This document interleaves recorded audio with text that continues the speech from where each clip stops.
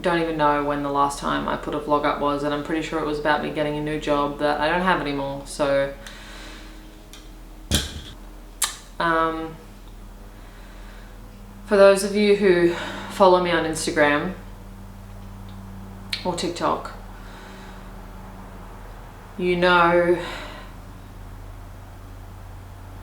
this was like never gonna be easy to film.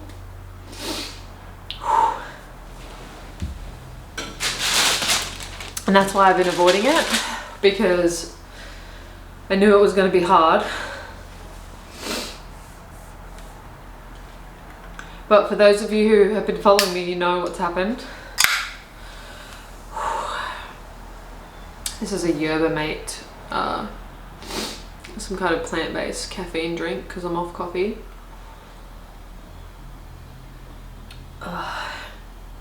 It like tastes alcoholic, but it's not. Which is like not even fun because alcohol doesn't even taste good. But I felt like I needed some energy for this.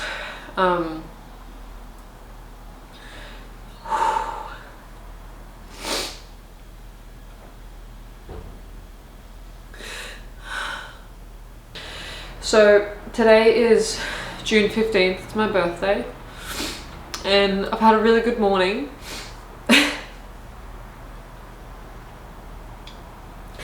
I got my nails done, which I love. I absolutely love them, honestly. I went to the beach, went for a walk. Bianca and I went for breakfast this morning at a place my sister works at, and my other sister happened to be there, which was really cool because it's my birthday. So when I went there, I was like with all of them this morning. So it was really nice. Okay, so today is June 15th. It's my birthday. It is pretty much exactly 2 months since my mum passed away.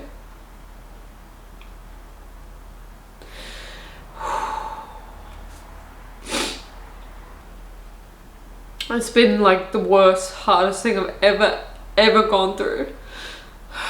To like lose the person who is the reason for my existence. Like, all death is hard. I have lost all my grandparents actually, and I feel like the death of a grandparent is like something that you prepare for. I literally have these next to my bed all the time because I just randomly have breakdowns over the silliest things. I couldn't make gravy last night, and I always call my mum and she talks me through it because I literally can't figure out how to do it, and every time I do it I like fuck it up. So I call her and she talks me through it, and last night I wanted to make gravy, I couldn't do it. That made me cry. Yeah, it's been like losing a grandparent, I feel like you kind of subconsciously prepare for, because we see it on TV, we grow up knowing it happens, we grow up knowing it's a normal part of life, and when we think about our future with our own children or whatever, it's like we subconsciously don't plan for them to be there because we know that older people pass on. But I always pictured my life with my mum because she was so young. She had me when she was like 20. It just wasn't expected at all. Like, such a shock. She wasn't sick or anything. So in February of this year, on Valentine's Day actually, my mum had like a really minor heart attack. Like, so minor to the point that she didn't even call an ambulance. She literally just thought she had like weird chest pains. And the next day she called an ambulance, and they were like, oh, because she just was like, pain wasn't going away. And the ambulance said, you've had a heart attack, you should have called us last night, but it was super minor, you're all good. She was making jokes, like non-stop jokes. Like, her favorite joke was that her heart literally broke on Valentine's Day, which she thought was hilarious. And anyway, she went to hospital, she was there for a few days, we went and visited her, we picked her up, she stayed at our house, she was all fine. They told her she was fine, everything was all good. And obviously we were still like scared and worried about her, so we were saying like, just stay with us, live with us. Because this is when I lived with my sister still. And we were like, just stay with us, like stay in this house, don't go back, because she lived on an island. My mum, after my parents split up, she moved out to an island to live like a beach hippie life. Like that was like her dream. So she went and did that. Absolutely loved it. But we wanted her to stay with us because she was so far and so alone out there. Well, she had island friends, but you know, she didn't have us. But she didn't want to. She was like so determined to renovate her house and take care of her cat and just live a life, you know. And my mum was a very strong-willed person, like nothing ever held her back. So she was like, no, I'm fine, I'm going home. And she was fine. Everything was all good. She was getting better. She was about to start her renovations again because she wanted to sell her property and move back over here to spend more time with us. We spoke every day, like all of us had a group message. We spoke every single day. And I had just started my new job selling cars, which I don't know if you know anybody who sells cars, but it's such a hectic job. Like it's literally so freaking like strenuous and like no days off vibe. Like it's just like work, work, work. You never have time to even like have a personal life. And so I hadn't really been on social media. I hadn't even really been using my phone. It was the first week of my job, so I'm like overwhelmed with learning stuff. And it was April 14th. It was a Thursday. It was my roster day off. And I went to my auntie's place, my dad's sister, to pick up something. And the traffic was so bad that day. It took me like an hour and a half to get there. And I got to her house. We were just talking, catching up. And my mum's best friend texted me and said, you need to call your mum. And I was like, what? Like I was in the middle of a conversation with my auntie and I read it and I was like why? Like what would have happened that I don't know about? Like she would have said something in the group message. And then so I like left it for a second, kept talking, and then she texted me again, mum's friend, saying, I haven't heard from your mum in 24 hours and that's unlike her, which is weird for us kids. And I was thinking, oh, I don't know, like how much do you guys talk? Like would you not hear from her for a day? Like not a big deal. And then it was like, as I was talking to my auntie, I just was like completely clocking out from the conversation and inside my own head. And I just remember it was like slow motion and I was like, wait a minute, I didn't hear from my mum today or yesterday either. That's really weird. Like, and then I was like, I've been so busy with work. Surely she's texted one of my sisters. Like, she talks to all of us. Like, she's 4 kids. So I was like, she would have spoken to somebody. So I messaged in the group, Mum, hey, what's going on? Like, you all good? She doesn't reply. She could have been gardening. Who knows? She was on an island. She barely has reception half the time. So I was like, she'll be fine. She probably just at a friend's house and forgot her phone. And then I had asked in the group, like, has anybody heard from my mum to my siblings? And they were all like, oh, I'm not sure. I think Tamika said, oh, she replied to my story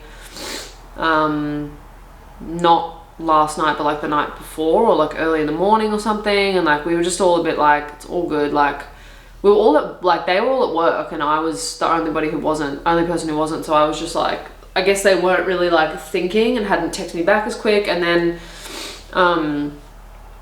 my mum's friend texted me again and said, oh, I'd also at this point I'd called my mum multiple times. Like I just kept calling her and she wasn't answering. And I was like, this is weird. Mum always answers her phone if we call, but she could have left her phone somewhere. And then my mum's best friend said, I think you should call the island police station. And I was like, that's not necessary. Like that's so dramatic. I don't really want to do that. Like, and then I was asking my siblings if they had any of mum's friends on the island's numbers, which none of them did. And then I started to get really worried because I was like, wait, yeah, we haven't heard from my mum. And I was like, fuck it, I'll just call them. It'll be fine. They'll probably go there and it'll be funny. They'll find mum. She'll be at a mate's house or something. And so I call the island police station, and they didn't answer at first, I don't think.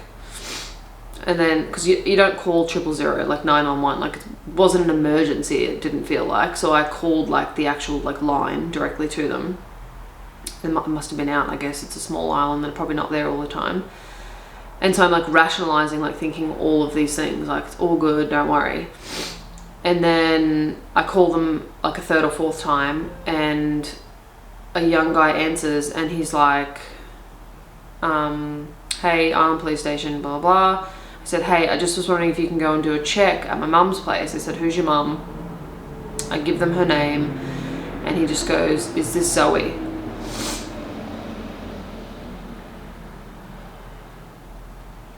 And I was just like, why does he know my name? But my brain was just like, your brain tries to protect you. So I was like, maybe they know me, like it's a small island, maybe they've heard of me, like maybe she had another small heart attack and she's gone back to hospital and they accidentally left her phone and they just hadn't told me, and she's in the ambulance and couldn't call me or something, but she's fine. He said that he'd been trying to call me for 2 days. So it was a Thursday. He'd been trying to call me since midday Tuesday, or contact me. He'd been trying to contact me. So my driver's license had our old address when we lived in that big house. And he said, we've been trying to find you. Are you sitting down? Are you with anybody? And he said, we'd like to send someone to where you are because we don't do this over the phone. And I said, I just lost it. I was like, fucking tell me, like stop dancing around, just tell me what has happened. And he said that they'd sent police to my old house to find me because they needed to tell me that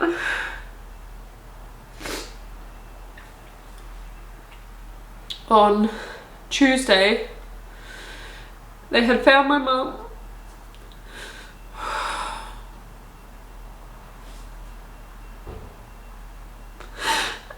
at her house, and she had had a heart attack.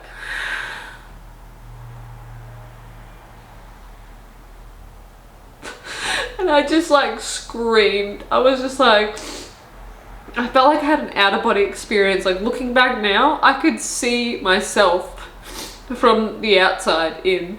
I could see everything around me at my auntie's place where I was sitting. I went outside and I just screamed and I just fell onto the concrete outside. I don't know what he was saying anymore. I was holding the phone, but it was like such a blur.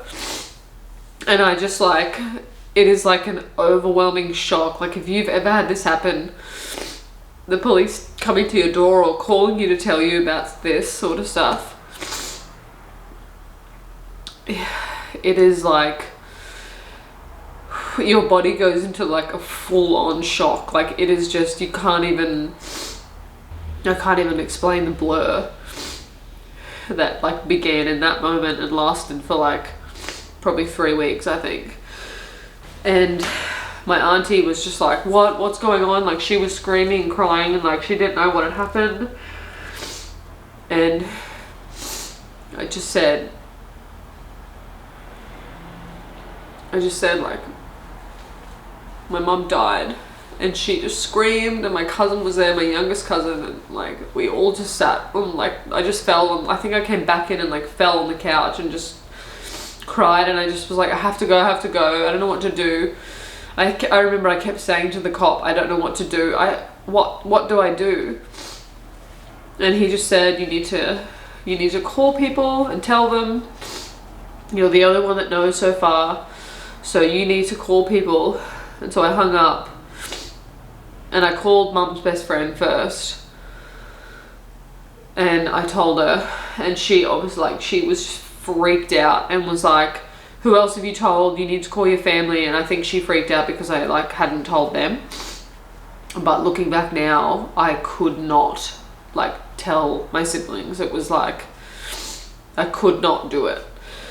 And I got off the phone and I just had to go. I said, my auntie kept saying, don't drive anywhere, like I'll help you, like let me take you. But I knew the traffic was like really bad when I came in. I knew it was going to be bad, and I was literally already an hour away from my sister's house, which was going to take like 2 hours in traffic.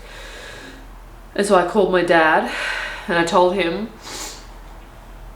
My parents weren't together anymore. They haven't been together for like, I don't even know, maybe like 7 years. I honestly have no concept of time of that, but I told him and he just was like, he just like yelled and screamed, and I was like, you need to get on your motorbike and come to the girls' place now.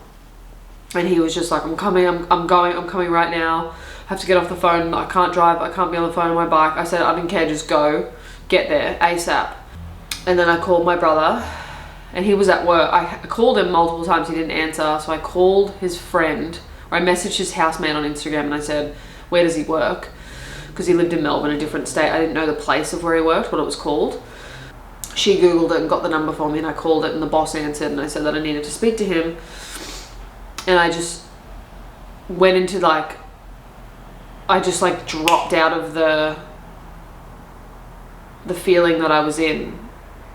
And I literally felt like I was like acting, and I was like, hey, like, are you at work? Like, I just need to talk to you about something. And he was like, because I like obviously knew he was at work, and he was like, yeah, what's up? I finished in like literally 5 minutes. And I'm like, cool, I just really want to talk to you about something, but wait till you get home, because I know he lives like 10 minutes from work. So I thought I'll give him 15 minutes to get home because I don't want to tell him at work. He goes, yeah, okay, all good. And then he goes, oh, did somebody die? And I just like laughed, but I couldn't even bring myself to lie. Like I just kind of like was like, just call me when you get home. And he was obviously busy at work, so he was like, yeah, all good. And then immediately I realized that he would check his phone and see the messages of me saying to my sisters, like, has anybody heard from mum? And straight away he called me back, and I knew that he knew there was going to be something. And he was like, what the fuck has happened? Tell me right now. And I was like, Zach, I don't want to tell you this while you're at work or over the phone. He was like, the way I was to the cop, like he was just like, Zoe, like fuck off, don't like fucking tell me. Like he was like yelling at me, and I was like, I just said, I called the police station and they told me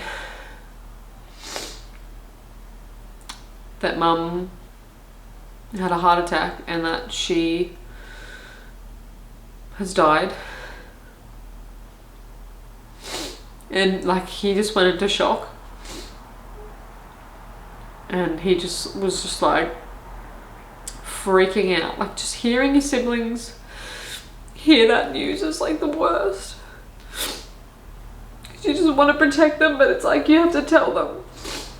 And he was like, do the girls know? And he went into the same protective mode as me, and he was like, Zoe, like I'll help you, because he knew that I had to be the one telling everyone.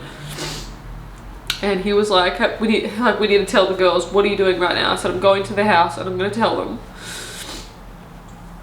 And by this point, both my sisters were messaging me going, what's going on? Like, did you hear from them? Like, where is she? Like, and then Tamika had texted me privately saying, is she okay? I was just ignoring all their messages because I didn't know what to do.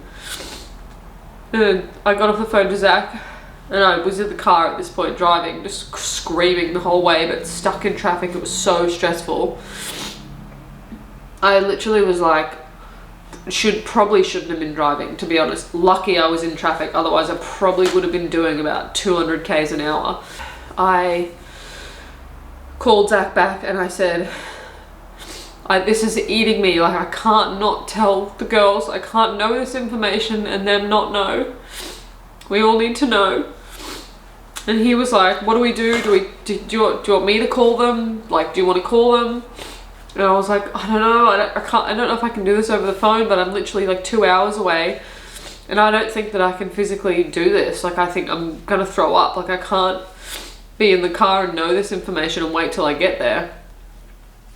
And he just said, like, you know, do whatever you feel like you need to do. Like, what do you feel like you could do for them? Like, how do you, and I was like, I don't know. I need help. I need you to tell me. And I was like screaming at this point for my mum, and I was like, Mum, tell me what to do. Like, tell me, how do I handle this? And I just couldn't figure out what was right. And I just said, Zach, I can't hold this in anymore. We have to call them.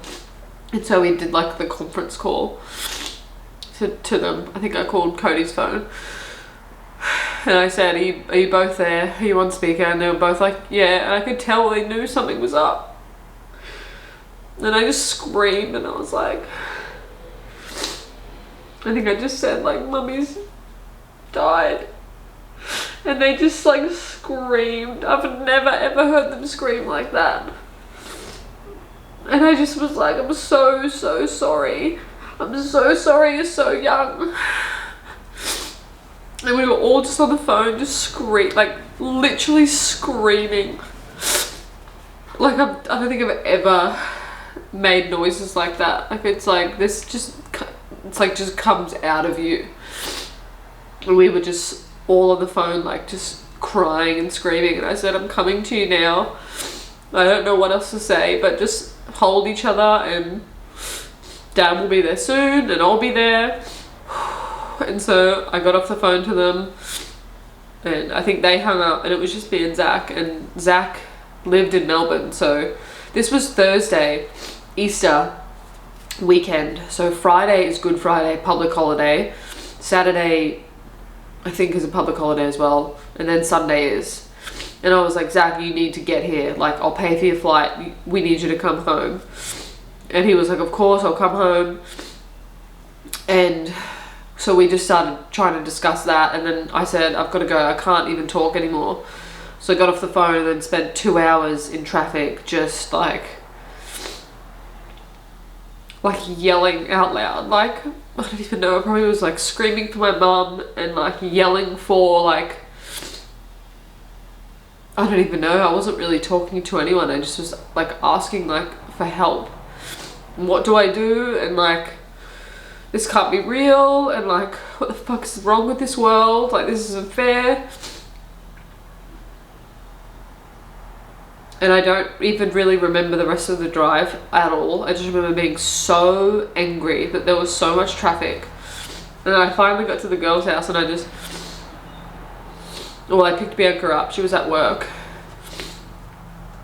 I called her as well after I'd called my dad, I think, and told her.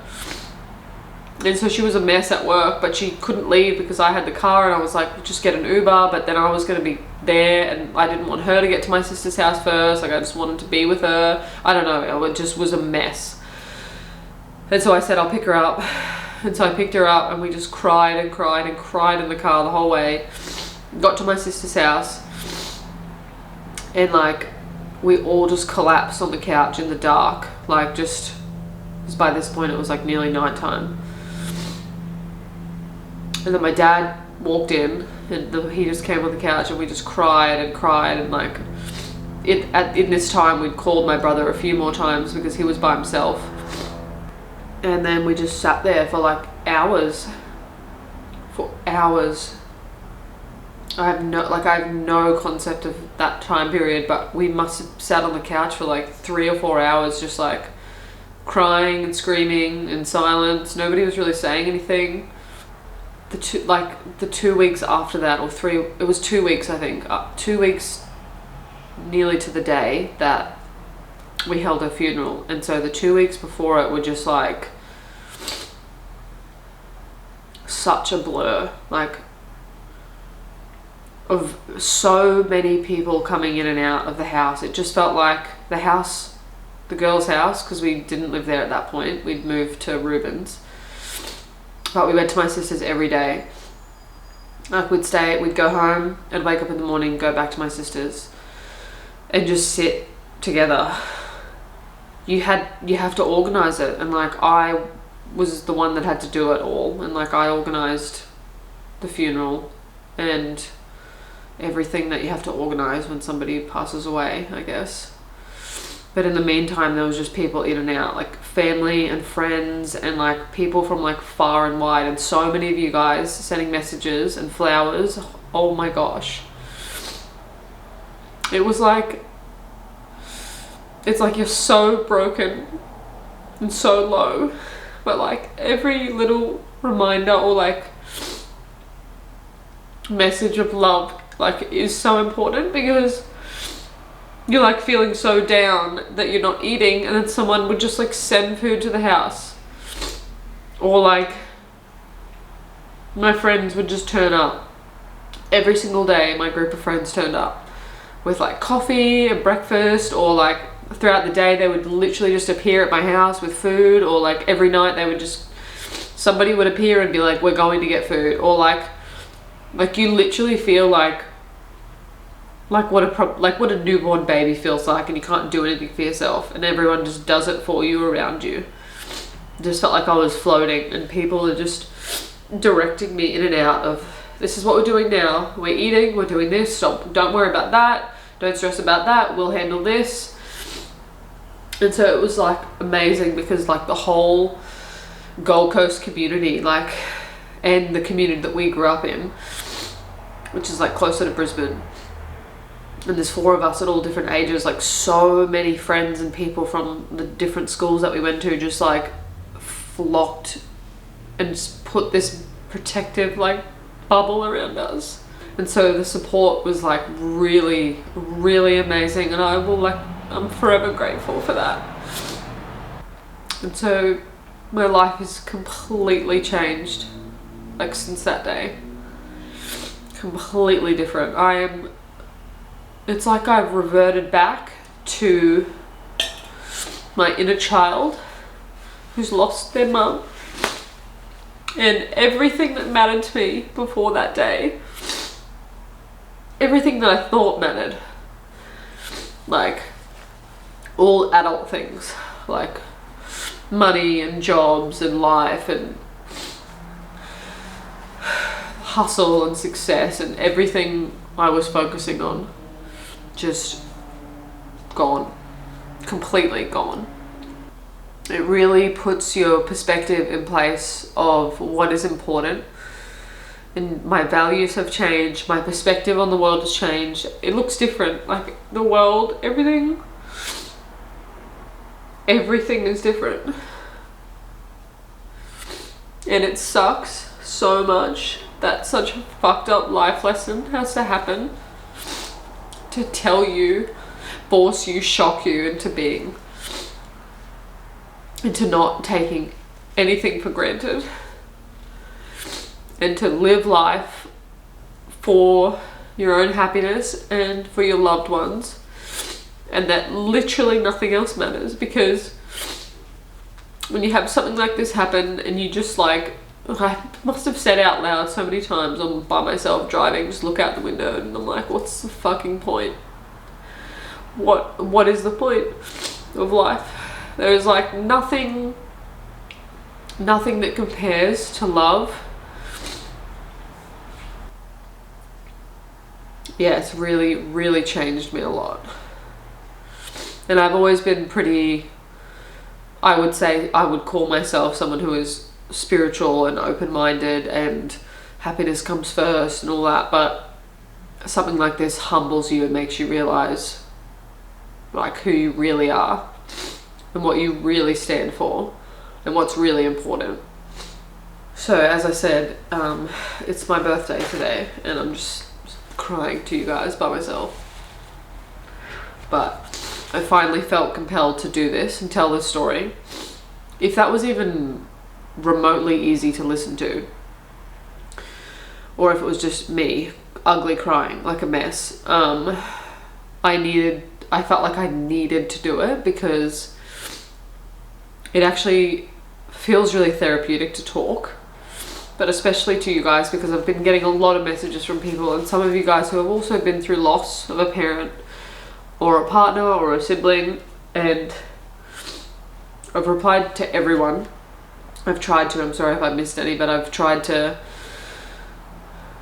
like really communicate with everybody deeply, because I appreciate the messages so much, and so I felt like I had to tell this story on my channel because it's such an important part of my life path now. And I put most of my life on YouTube and I love it. Like, I really love YouTube and I love telling my life story and sharing my life with you guys. And it's funny, on YouTube there's things that you like, you know, not every personal thing I put up. I don't talk about everything. There's so many personal things in my life that have happened that I don't talk about or whatever, because, you know, you don't air out all your dirty laundry. But this is such a huge part of me that has changed the trajectory of my life and who I am as a person to my core, that it's such an integral part of my story now. And so I feel like I had to tell it to you guys and add it to the storyline that you've been following of our lives for a few years now. And that's pretty much my life update video. So yeah, and I just really want to thank you guys again, like, for all the messages and everything that anyone sent me, because it was just like, it does help. And if, like, all I can hope now for me is that I want to be able to help people and be there for them in any way that I can, even if it's just a message or a conversation or whatever, because it helped me a lot. And support is really important, really, really important. Like, it's integral to mental health.